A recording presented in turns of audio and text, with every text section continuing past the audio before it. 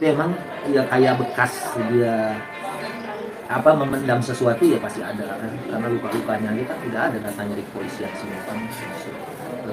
Hasil visumnya itu sesuatu yang walaupun saya tidak lihat ya, itu menurut orang-orang yang melihatnya itu nyata gitu. Kalau kerongkongannya masih sakit ya memang dia cerita misalnya. Misal kita kaitkan kedekatan Lesti dengan Ustadz Subki ya, ketika Lesti umroh juga kan didampingi dengan Ustadz Subki dan keluarga. Assalamualaikum warahmatullahi wabarakatuh. Salam Om Swastiastu, Namo Buddhaya. Salam sejahtera buat kita semua. Hidup itu adalah sebuah pilihan di mana kita harus bisa menempatkan diri di masa yang akan datang. Hidup itu memang rumit, lebih rumit lagi kalau kita tidak bangkit. Jangan terus-terusan mencaci maki, tapi kita harus terus-terusan mencari solusi. Lesti Kejora ya, usai ramai di media sosial mengenai Lesti mencabut laporan KDRT yang dilakukan oleh suaminya Rizky Bilar, seperti yang teman-teman sudah ketahui, bahkan sampai membuat netizen hampir se-Indonesia itu merasa kecewa. Kecewa di sini kenapa? Ya kan, ketika si Lesti ini mengalami kekerasan dalam rumah tangga, si Lesti ini kan membuat laporan. Usai ditetapkannya RB ini menjadi tersangka, si Lesti ini malah mencabut laporannya ya, dengan dengan alasan karena suaminya itu adalah bapak dari anak si Lesti. Ya, kalau gue di sini melihat hal tersebut sih sebenarnya Lesti itu sangat luar biasa ya, luar biasa. Sekelas Lesti yang namanya lagi viral, jam terbangnya lagi naik, bahkan menjadi salah satu penyanyi ya, kalau nggak salah nih, penyanyi yang paling tinggi di Indonesia kalau nggak salah. Ini kan di usianya yang muda, terus dengan angka nominalnya itu cukup tinggi, itu kalau nggak salah 350 juta, bahkan mengalahkan artis-artis senior ya. Cuman terlepas dari itu juga kan kecewa kaitannya sama netizen, apa yang dilakukan oleh Lesti. Ya kalau gua pribadi sih ya, Lesti kan lebih lebih melihat kepentingan daripada si anak baby L itu sendiri ya. Itu kalau yang menurut gua lihat. Terlepas daripada hujatan atau dan lain-lain, itu kan ya mudah-mudahan si Lesti dan Rizky bisa lebih kuat, karena kan kita juga kan nggak bisa memaksakan hati atau pikiran netizen harus sesuai dengan apa yang dia lakukan ya kan. Bahkan di salah satu pengajian Ustazah kondang Mama Dede, itu sempat viral juga tuh, ketika ada jamaah yang menanyakan mengenai kasus KDRT. Jadi kurang lebih itu kalau nggak salah jamaah itu menanyakan ketika ada kasus KDRT, dia melaporkan, lalu mencabut laporannya. Nah di situ Mama Dedeh itu langsung menjawab pertanyaan tersebut dengan jawaban yang mengejutkan. Nah, teman-teman bisa cek sendiri untuk ceramahnya. Mudah-mudahan sih nggak mengarah ke kasus ini, cuman kan hampir serupa gitu kan, hampir serupa. Nah itu kan namanya orang kan pasti punya asumsi atau punya asas praduga yang gimana gitu kan, khawatir nanti dikaitkan atau dan sebagainya. Cuman terlepas dari itu, usai ramai di media sosial mengenai Lesti ngeprank dan sebagainya, bahkan ada yang mengeluarkan statement seperti itu. Kini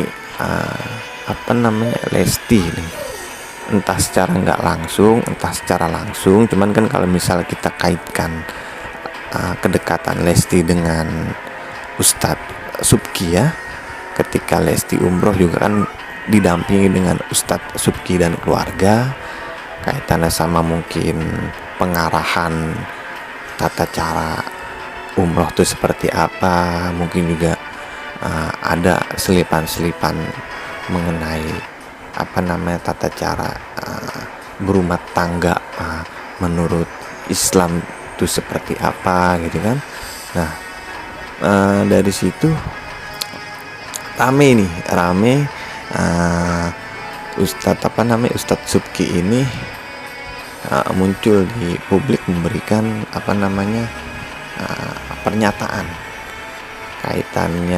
pernyataan atau penilaian berdasarkan apa yang Ustadz Subki dengar, apa yang Ustadz Subki rasakan ketika si Lesti dan Rizky Bilar itu cerita kepadanya. Mungkin Rizky Bilar cerita juga kepada Ustadz Subki. Tapi kalau si Lesti, kalau menurut gua nih sebagai netizen yang awam, kemungkinan pasti cerita, ya kan, apa yang harus dia lakukan ketika dia mendapatkan musibah seperti ini dan sebagainya. Nah, di sini Ustadz Subki langsung memberikan penilaian dan sebagainya. Mungkin biar gue juga takut salah juga kan, menyimpulkan apa yang Ustadz Subki sampaikan. Mungkin teman-teman bisa langsung cek videonya ketika Ustadz Subki itu memberikan pernyataan. Oke, mungkin terlepas dari ini, mudah-mudahan sih harapannya semuanya itu berjalan dengan lancar sesuai apa yang diharapkan oleh Lesti dan Bilar ya. Yang terpenting itu kan buat kepentingan daripada si BBL. Cuman kalau pesan gue di sini sih, kan ini udah banyak yang beredar nih mengenai video-video Lesti dan Bilar ini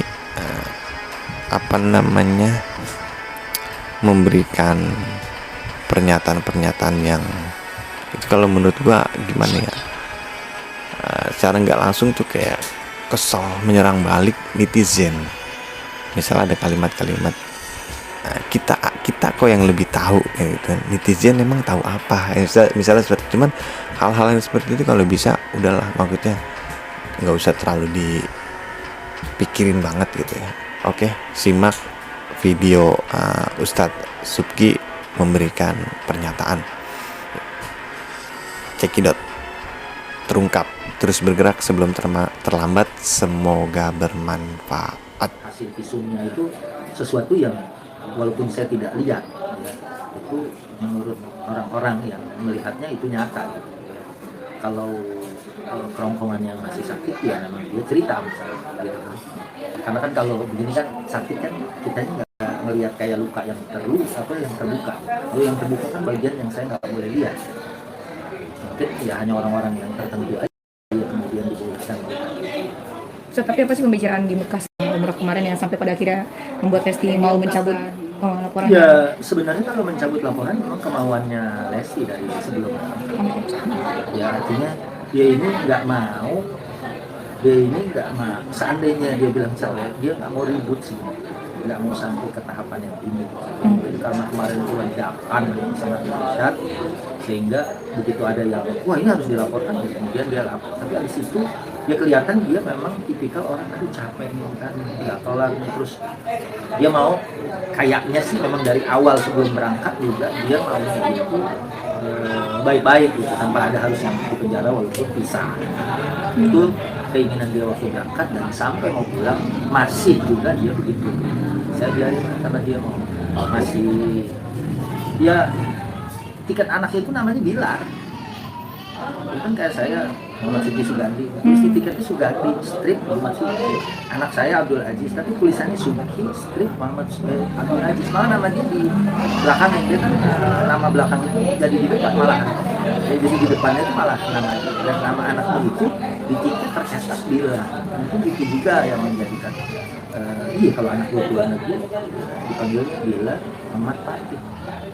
Ya kan itu mungkin ya saya lihat karena dia dari kemarin ngomong waktu gimana dia nggak mau gitu nanti jejak digital waktu anaknya lagi sekolah SMA gitu ada searching gitu orang-orang begitu dilihat bapaknya pernah pakai baju oranye kayaknya itu yang saya lihat dia sangat berat gitu sementara kan ada ketakutan dia kan kalau begini gimana kalau begini pokoknya udah bingung takut kasihan semua campur jadi satu kalau yang kita juga udah misalnya dari awal dia mencabut ya berarti bohong dong berita-berita kayak apa yang dilaporkan gitu kan karena kan selama kalau saya lihat infotainment sih termasuk bilangnya saya telepon nggak seperti itu katanya keadaan tidak seperti tapi buktinya ada gitu kan bukti CCTV bukti apa nah, jadi kalau dicabut dari awal kan jadi seolah-olah membenarkan memang tidak terjadi apa-apa kalau dicabut setelah itu berarti dia pakai baju oranye dan wasit itu kan sesuatu yang saya juga nggak sanggup ya berada di dalam posisi yang seperti itu. Mungkin orang tuanya masih sangat merasa banget gitu kan, merasa banget dia yang ngegedein, yang ini nggak pernah melakukan hal itu misalnya kepada anaknya. Sementara orang yang dititipin malah melakukan seperti itu. Pasti orang tua sih kemungkinan untuk rasa yang marah yang belum hilang ada. Ya mungkin Dede emang orangnya begitu gitu kan. Ya udahlah kita maafin aja, biarin nanti setelah ini dia. Malah ada kata yang saya dengar dari Dede, kita biarin serahin sama Allah. Ya istilahnya kita nih dalam hidup kan ada reward, ada punishment. Reward dari Allah, punishment dari Allah. Sebetulnya itu berat gitu ya. Kalau Allah yang udah menghukumkan ngeri. Tapi kayaknya dia udahlah biarin habis ini damai aja udah. Kan maunya dia gitu. Ya kemudian ya mungkin semua orang berkomentar beragam ya orang yang tidak pada posisinya dia kan ya kemudian wah ini gimana ini harus dilawan ya mungkin tapi mungkin dia juga kalau lagi ada di posisi itu dengan keterikatan yang sudah ada tidak segampang itu juga saya juga bilang kenapa dicabut misalnya saya kan saya bisa bilang begitu karena saya nggak berada di posisinya dia kalau berada di posisinya dia ini ibu ini bapak ini suami ini anak lagi digendong begini melihat ketawanya aja kan pasti ada bayangan bapaknya yang sekarang lagi ngeringkuk misalnya gitu kan hal-hal itu saya pikir ya manusiawi orang berada dalam kegamangan ya. Sayang waktu saya kasih korma ajwa 7 sama dia suruh sholat istikharah saya nggak tahu dia udah melakukan apa belum karena kan kita 2 hari lebih cepat tuh dia kepulangan dari jadwal semestinya. Ustaz tadi kan sempat bilang bahwa dia mengatakan ya udah masalah sama Allah. Apakah juga ada menjurus ke perpisahan ya ketika awal? Kalau awal ya begitu. Karena kan takut dia, ya kan? Takut kalau bersatu lagi dia nggak percaya gitu kan. Dia merasa nggak aman gitu kan. Saya juga nyampein tadi bahwa perempuan hadir pun dia sudah ditalak, ya. Kan dia tinggal di rumah suaminya sebetulnya. Kalau aman, supaya nanti misalnya suaminya lagi masak, lagi nyuci sendiri istrinya lihat kasihan. Atau dia melihat istrinya akhirnya rujuk. Kalau Islam kan sebetulnya kalau masalahnya masalah yang biasa itu supaya mereka timbul rasa kasihan kemudian rujuk. Cuman ini kan masalahnya kekerasan yang diterima sama dia kan pasti ada ketakutan berdekatan dengan kayak macam ada trauma kan sehingga dalam hentakan yang pertama itu ya bahkan sampai pulang ya dia sih bilangnya bisa gitu kan dia sih bilangnya gitu apa tapi dia mau baik-baik yang saya dengar terungkap ya terucap ya ketika itu dari awal saya bilang saya nggak kuat ya kayak kita lah kena api nggak akan ada orang bilang ntar besok saya cobain lagi tuh api saya pegang panas saya pegang nggak pasti wah saya kapok kena api lagi ya kan itu sesuatu yang wajar tapi kan dalam mungkin pas dia di sana ibadah segala macam dia tipikal orang yang nggak mau sebetulnya dia bisa munci udah di situ dia dia kan tipikal biarlah nanti pun tinggal masyarakat lah dia kan setelah itu menilai gitu kan yang penting saya mau menempuh jalan walaupun seandainya saya orang tuanya siapapun nggak setuju dengan itu ya dia bilang saya kan yang akan menjalani rumah tangga ini walaupun saya juga bilang sama dia ya saya juga nggak tahu suami Dede saya tahu suami Dede dari dia ya kan dari awal kan itu semua orang tahu kan dari laporannya dia kan sehingga kemudian kalau kita sih misalnya orang kejeblos tuh di sini banjir terus orang kecebur kita kan ngomongin jangan lewat situ lagi tadi ada 2 orang kecebur kita nggak akan mungkin nih kita orang luar gitu ya ada orang kecebur pak lewat situ aja tuh tadi udah 2 orang kecebur siapa tahu bapak orang yang ketiga ya kan? Setelah orang itu jatuh kan kita hati-hati, menghindar kan gitu. Iya, saya juga. Dan itu dilakukan sama Lesti nggak, Ustadz? Dia bercerita, ada nggak Ustadz juga ngasih masukan, dan Lesti akhirnya dari kalau saya umroh sampai pulang dia kan mengambil keputusan untuk bercerai. Tapi ketika akhirnya dia pulang, ada nggak omongan lagi sama Ustadz? Saya tidak berkomunikasi lagi setelah pulang, karena saya juga luar biasa. Pertama saya si ayah Kejora ya, ini sosok ayah yang sangat dahsyat. Walaupun mungkin dalam hatinya dia masih ada luka, tapi dia temenin anaknya tanpa sedikit pun dia bergerak. 2 hari loh dia di pos. Ya habis pulang umroh tuh orang biasanya ngerempak badan, dia 2 hari. Saya aja tuh hari kemarin masih kelingan, jet lag gitu kan. Dia nemenin, itu yang saya puji. Dan seorang ayah begitulah namanya anak. Dan dia sebagai seorang istri, walaupun dia dicacing dia kan kemudian misalnya mendapatkan respon negatif, walaupun ada juga yang mendukung dia kan pasti, ya kan, ada juga orang oh dia nggak apa-apa, Islam kan menganjurkan maaf, walaupun ada orang lagi yang bilang ya maaf yang kayak gimana dulu kan gitu. Semua itu akhirnya semua orang punya pendapatnya, ya dia yang menentukan keputusan ya. Misalnya saya bilang ya kalau kita sih, kalau saya ya ditanya kalau memang dia nggak aman gitu ya, kita jangan lewat situ kalau nggak aman ya. Tapi kalau dia udah merasa kembali cukup aman ya, untuk ya, tapi Ustadz nyangka nggak sih dengan perilaku Bilar di luar dari yang Ustadz kenal itu selama ini? Iya, nggak nyangka. Memang kita belum kenal orang kalau belum bermalam dengan belum safar selama beberapa hari ya. Masa satu posisi sholat kalau menurut agama, sejarah mengkosor sholat kita baru kenal orang, bagaimana marahnya, bagaimana waktu capek, bagaimana nyedihnya.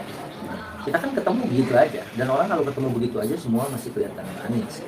Ya, justru ya kita melihat dari zahir ya, dia wah luar biasa, apalagi saya ngomong buku dia paham. Saya kasih beberapa buku ya kan, Bilar waktu itu ya kan, beberapa buku saya kasih. Wah, oh, dia menyebut juga beberapa nama Ustadz ya, saya dulu suka ngaji sini.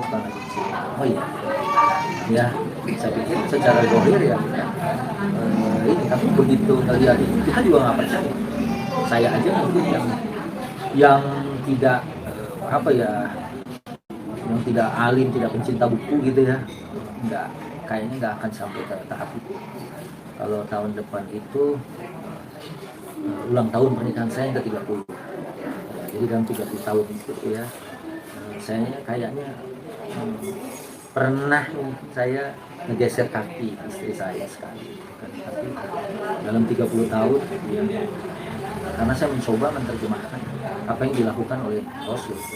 Karena Rasul walaupun di dalam ayat itu ada wadribun, tapi kami sebagai teladan kita tidak melakukan itu kepada bahkan pembantu. Hanya orang yang kerja di rumah.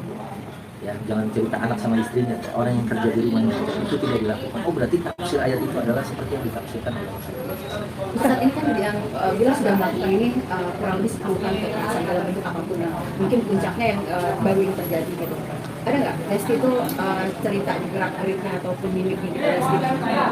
Ya, dia sih nggak cerita ya, karena kita nonton di TV kan kemasannya beda ya.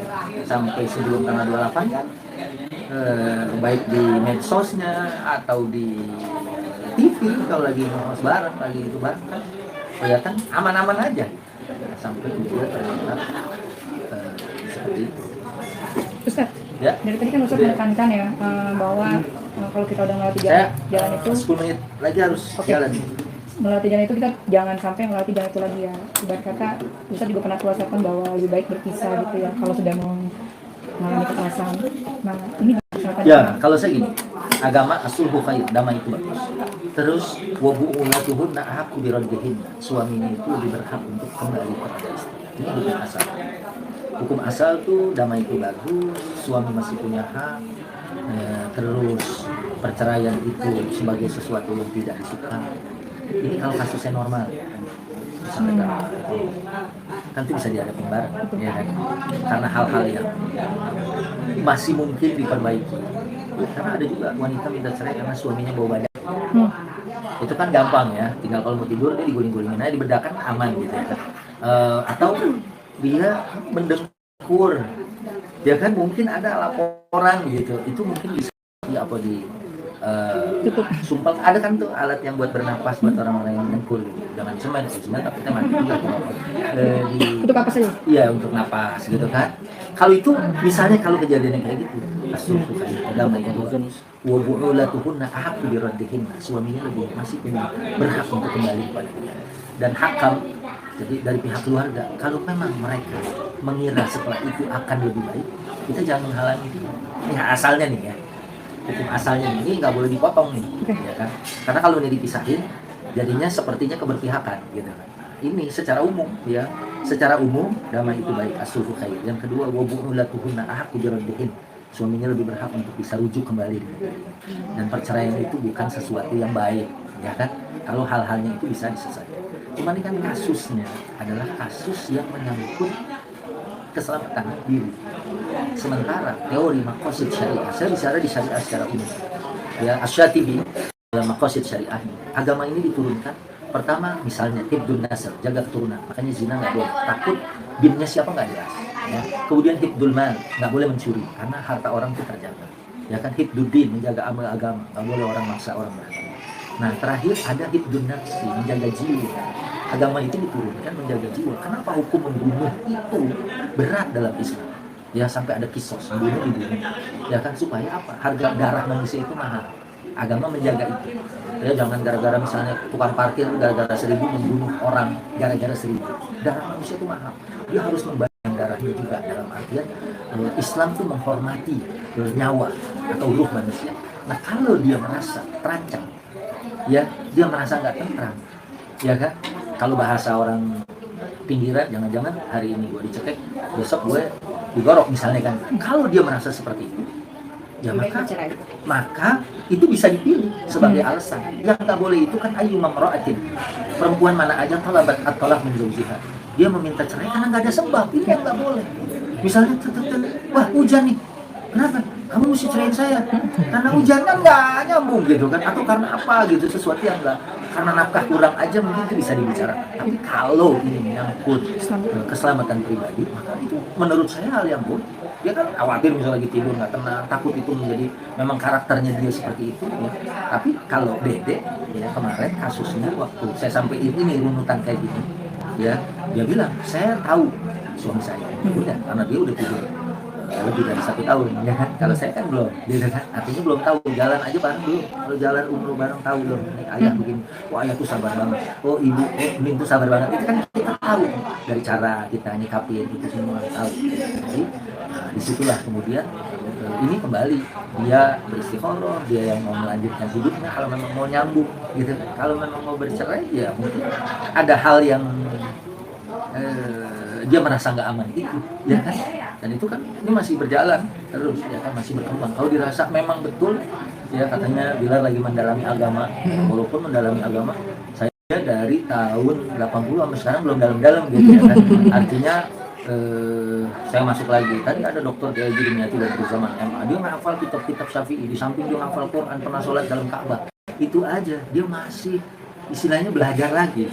Emang, ini Bilal malah baru ya, yang mudah-mudahan niat itu kan orang nggak ada yang tahu, kita juga nggak bisa menjudge gitu kan. Ya, tapi kalau kemudian dia mulai mendalam, ini namanya baru mulai, ya mungkin baru. Kalau belajar bahasa Inggris baru ditanya what's your name, ya kan? Cara nanyanya gitu, name Iskandar misalnya gitu. Nah, baru sampai ke situ. Tapi kalau ada perubahan ya nanti mereka lah